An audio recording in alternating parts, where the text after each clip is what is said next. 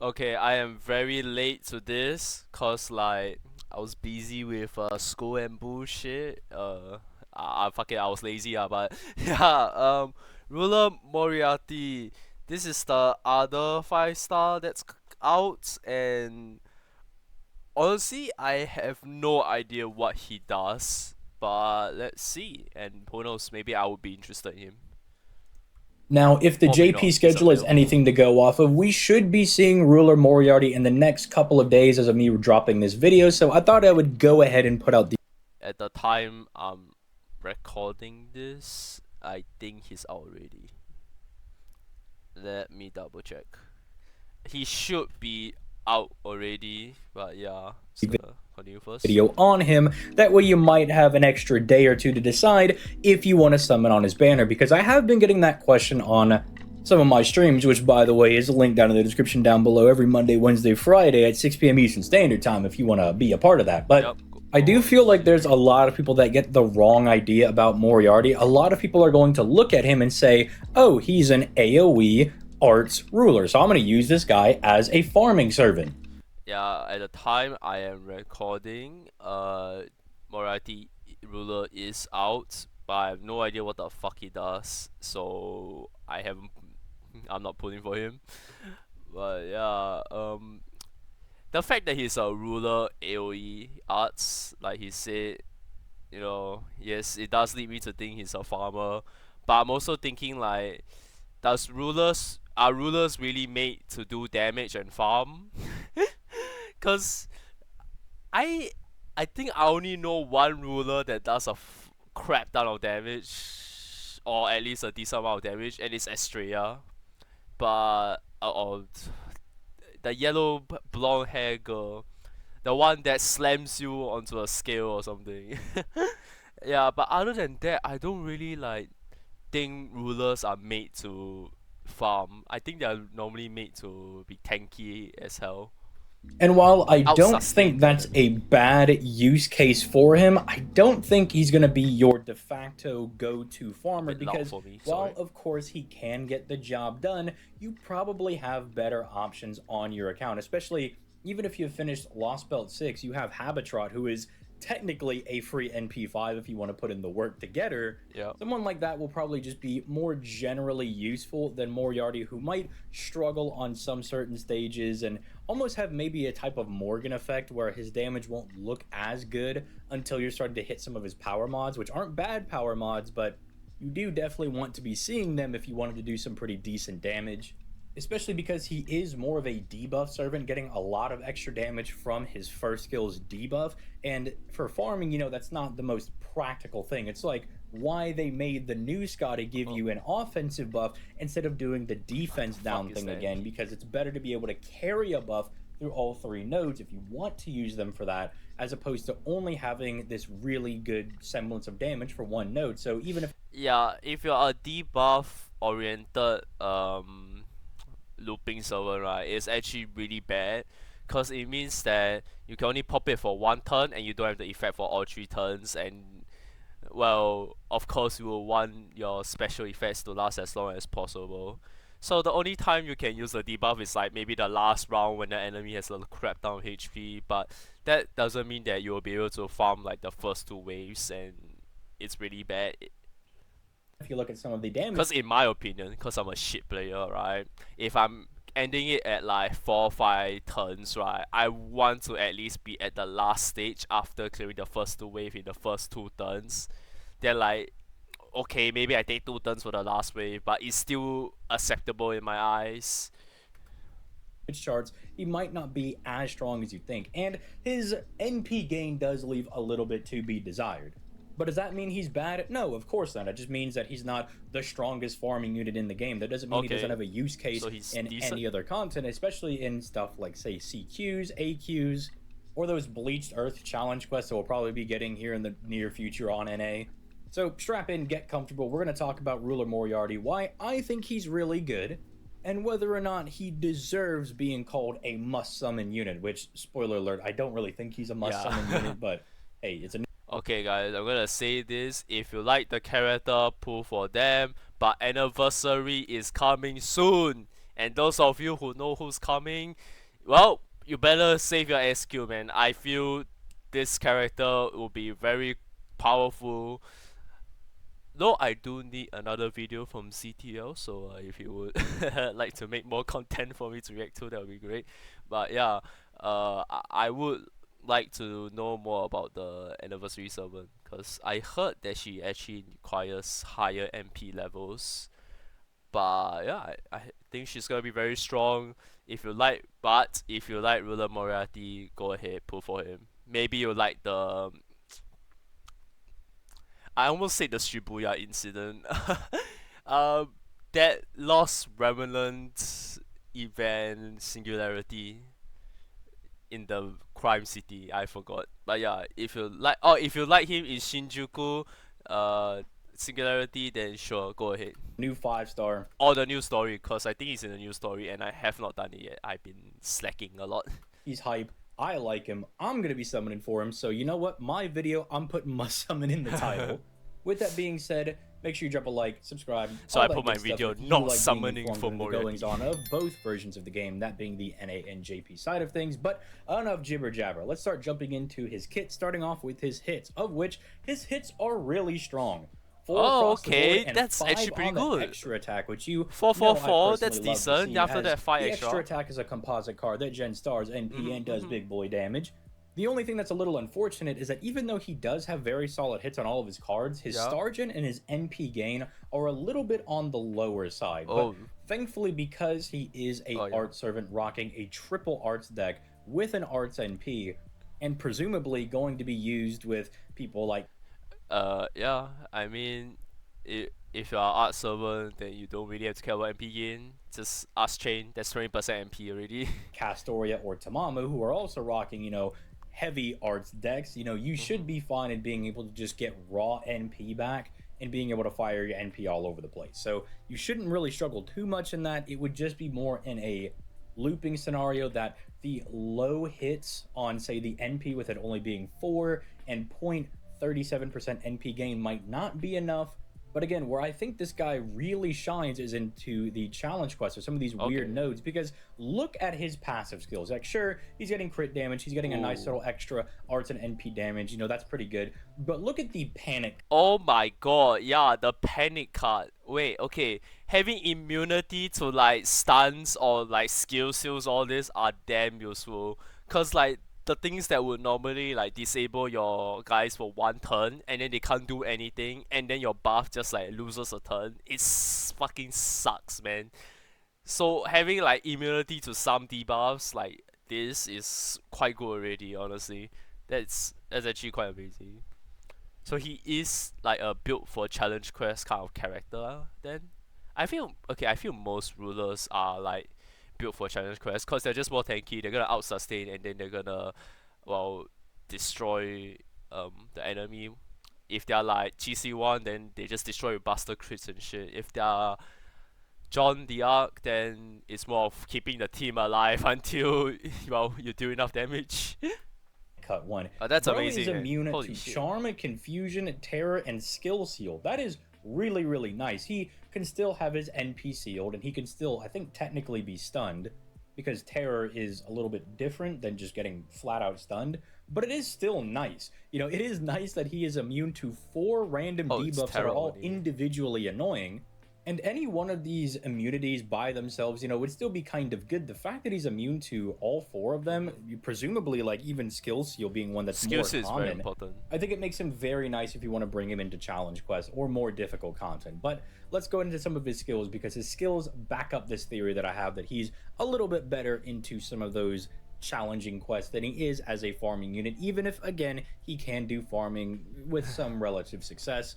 Skill 1 is going to be giving him a double evasion for 3 turns, pierce evasion for 3 turns, and it's going to reduce all enemies' arc resistance by 20% for 3 turns, and a further reduction if they are evil for another 3 turns on a 6-turn cooldown. Now, you might be thinking, ZTL, that's really specific just to get 40% arts down, but what if I told you that he has the ability to do it quite easily, as, spoiler alert, his NP slaps all enemies with evil alignment for 3 turns. It does make him a little bit awkward. It's kind of like you want to hold out on the first skill until you fire the NP, because you want to get that double arts down again. That is a minus to me immediately, man. It doesn't feel nice to me. Like, it is the smart move to not pop it and like do your MP first, but it doesn't feel nice when you have to when you cannot pop all your skills and then just like do as much damage as you can to like the challenge quest character. Like, ah, I mean, it is the smart thing to do and stuff, but as a buster user, I just want to pop everything and kill. And the problem about Moriarty is, I think if you want to pop his MP, right, you must also make sure you have arts cards on him to like get back his MP again, and then pop the skill. And I feel you're not gonna be able to do that 100% of the time. So you're gonna end up in a scenario where like you pop your MP, you use your skill, then oh no, I'm gonna lose a turn on this skill because I can't pop my MP again. Like, not lose a turn, but like lose the max value of it. Also does make it a little awkward when Unless you have a second Castoria that can like have the MP that just pumps you up to your MP again. doing farming stuff, because you're gonna pop this before you okay. fire the NP, and the evil alignment thing, obviously is not going to be able to trigger, because unless the enemy was already on the evil alignment, they're not going to get it until the NP is fired, and by then, the skill has already been used. But again, I think you're more rewarded by bringing this into challenge quest, because he has his own survivability, meaning that someone like Castoria or say a Proto Merlin, a Tamamo, they don't really have to babysit him as much, because he is able to kind of fend for himself on top of being a ruler, which is just a naturally bulky class. And even though it's not invincibility and pierce invul, sure hit is still nice, as dodge is a very common form of survivability that bosses and enemies will use, so it is still very useful for him to have. And then again, if you're going into CQs after already firing the NP at least once, which again, not too hard to do if you've rocking like double Castoria or Proto Merlin, or you have his own third skill with his massive battery, pretty easy to get that off and then fire a subsequent NP, of which it's going to do a lot more damage because they're going to have 40% arts down, and also kind of lets your supports become pseudo DPSs because their arts cards are going to be doing a little bit of damage, which I do think is very funny. Now, do I think it's like the optimal thing to be trying to do? No, but I think it's very hilarious that you could do that, because, well, they're going to be exchanging arts buffs. They're going to be lowering everybody's... Yeah, I mean, that's just arts, right? You're just like dabbing each other up with more MP.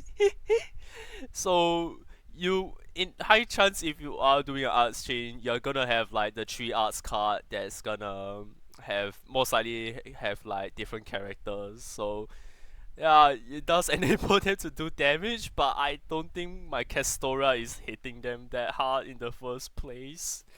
Arts resistance, so technically they're gonna have a little bit of oomph behind Arts their is card. ultimate teamwork in, I think, cause it's like, here you go, man. Let me help dab you up with the extra 20%. Oh, you're dabbing me up with extra 20% cause I helped? Aw, thanks, man. Which, again, I just think is funny. Yeah. The second skill over here I thought was a little bit awkward when he initially dropped, because it's a 30% card buff for all 3 different types for 3 turns, and a 30% crit damage buff for 3 turns on a 6-turn cooldown. But with the introduction of Yui into the game, this just got a whole lot better. Oh, so yeah, if you do want okay. to slide her into some of these team comps, you will be rewarded. Alright, yeah, okay, so that I know there's gonna be changes to like the cards for the anniversary, and that will help with the crit damage bonus for this skill a lot.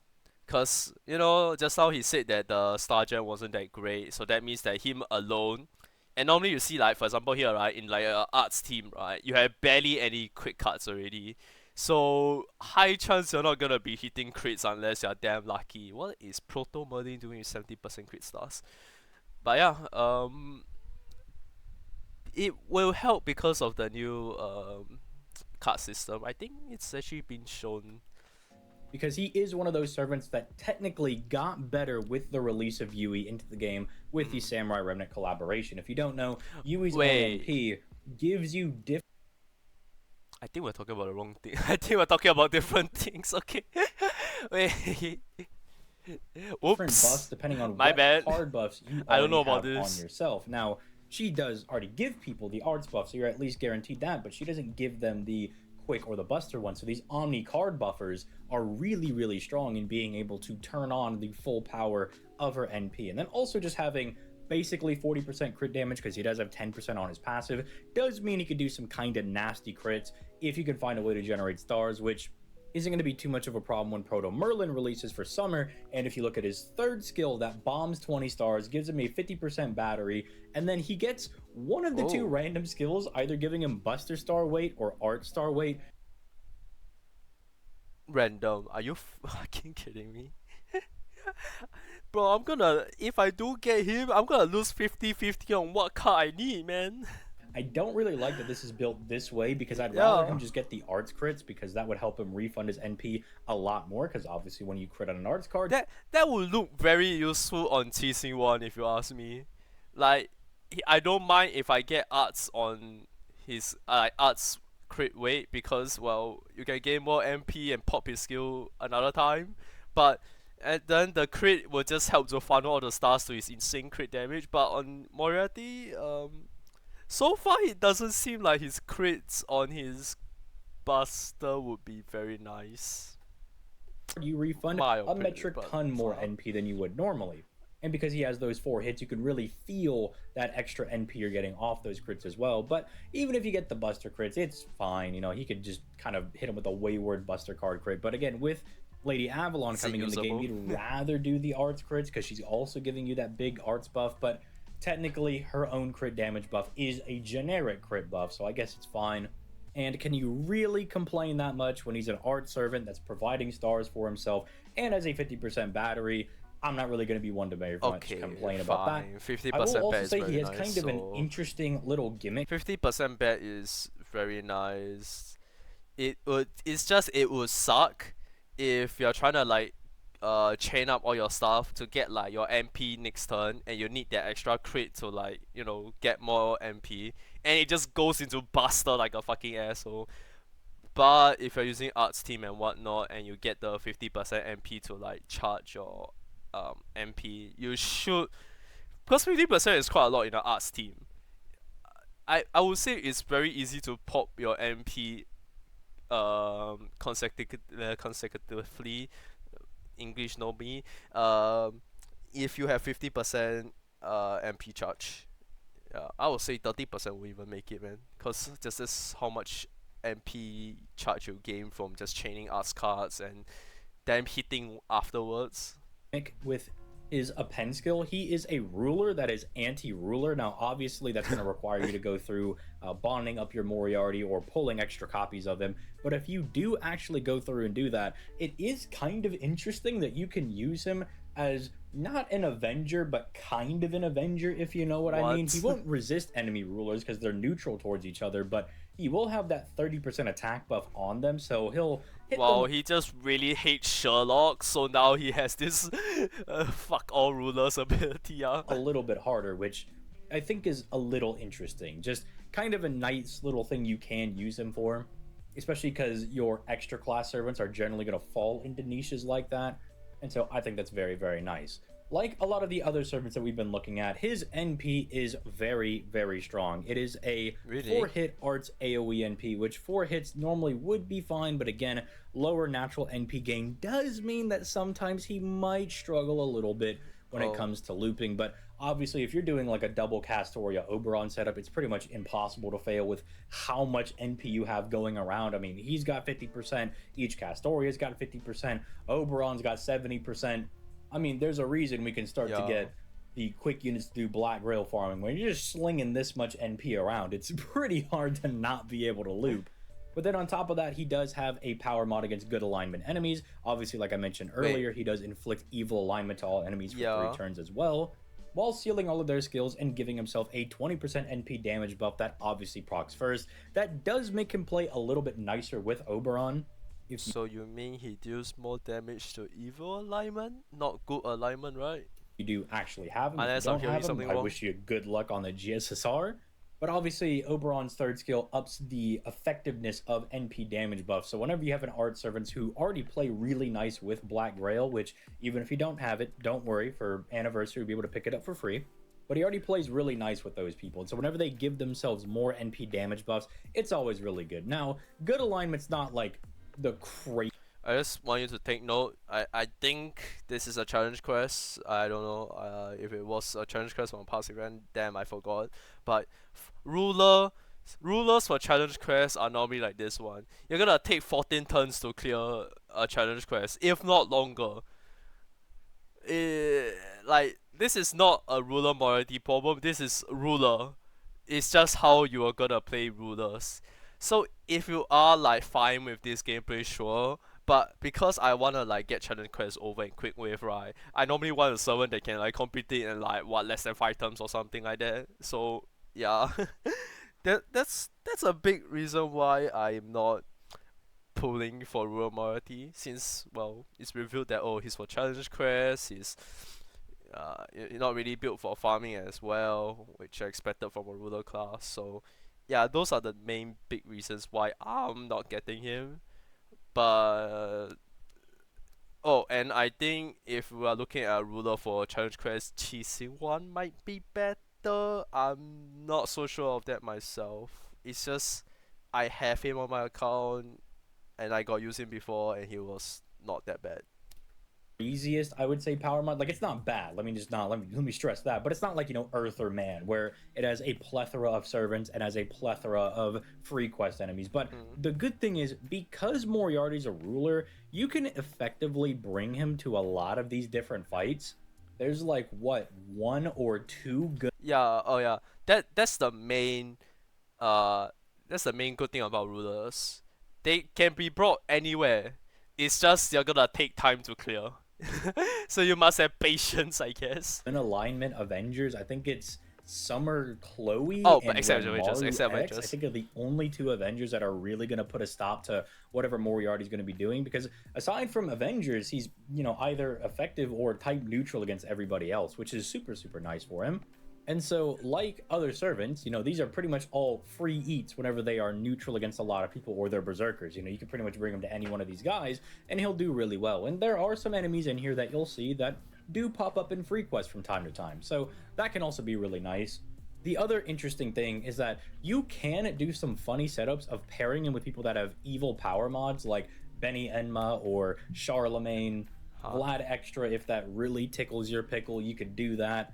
Because since he makes them evil, it's just like turning on other people's power mods, which can be a little bit funny. I don't know if it's the most optimal thing to be doing, but it is rather funny that you could just bring, I don't know, Baiken even, who will be releasing in a couple of weeks here on the NA side of things, and be like, all right. I feel it would be it won't be funny and it will be actually useful if it was on a skill.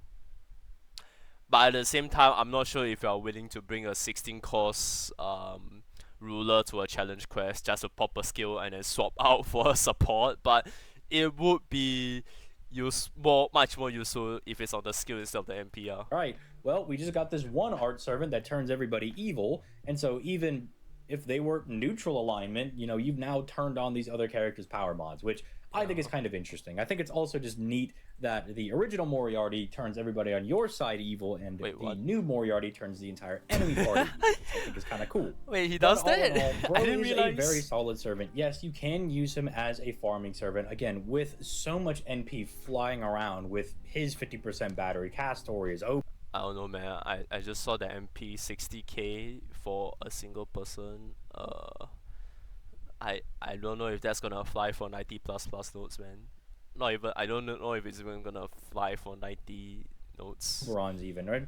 Even if you don't have Oberon, your own waiver that you probably picked up for finishing Fuyuki, you'll be able to get the job done. It just might feel a little rough at times, and sometimes the damage is just not going to be there if you don't have the good power mod and you don't have the first skill up. It might be a little bit rough, especially at NP1, but like most servants that are just released nowadays, he'll be able to get the job done. It might be a little rough at times, but he'll get the job done. But where I think, again, he really excels is going into CQs, because he's got his own survivability. He can get around enemy protection. He debuffs and technically buffs the rest of the party by doing the arts down. Giving himself the Omni card buff means he plays super nice with Yui, who again is more of a challenge quest oriented support. The crits are more notable whenever you go into challenge quests, and then being able to turn the enemies evil definitely shows its value more in those CQs, especially again if you want to pair him with other people that actually have the evil power mod. So I think he's worth rolling for. I think he's very strong, Really? but do be very careful. I am only rolling for Moriarty because Uh-huh. I know that all the anniversary quartz that I'm going to get, I'm putting directly into summer. I know that I am not summoning for Archetype Earth, so I can Oh. afford to kind of go balls to the wall and just throw everything I get from Trom and Tugunska Sanctuary at that banner, right? And if I get him, great. If I don't, it's not too bad because I'll still get a ton of Saint Quartz coming in from anniversary. So Oh, okay. Well, I'm different from ZTL in that I do plan on getting Aquaway, so I definitely can't spend that courts on Moriarty right now. Of course, I am also very interested in Summer, but right now I would like Aquaway. Of course, my Morgan and stuff still works, but it's just something about Buster Lupus. Oh, and I do feel that she's special because she was like the collab with another one of Natsu's work. Is it Natsu? Fuck, I'm not loyal. I'm actually not loyal. I read shit, what was the name called? What was the manga of Akue? Oh my god.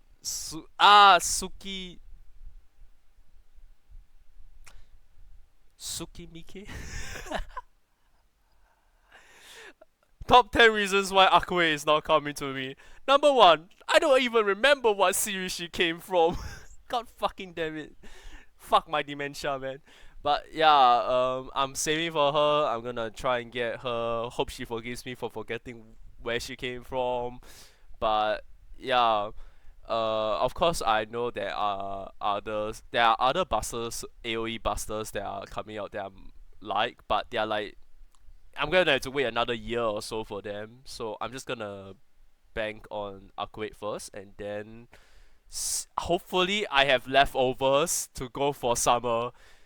And Moriarty, I'm sorry, but I need to go for summer and upgrade. So So unless you're like me and you're planning on skipping Archetype Earth, it might be more worth to mm. skip out on Moriarty, especially if you like I think it's the extra 2 lucky bag that he's going to be on because again, any servant that comes out before the anniversary will find themselves on that GSSR. So do Oh, also keep that in well, if mind. you have money, Take then you can that try out advice to GSSR. heart. But if you don't really care about Archetype Earth, or maybe if you don't even care about the summer Yeah, servants, I which need I to find hard to believe, you could just you can tell how late I am when they're really like Charles the Great is already recommended.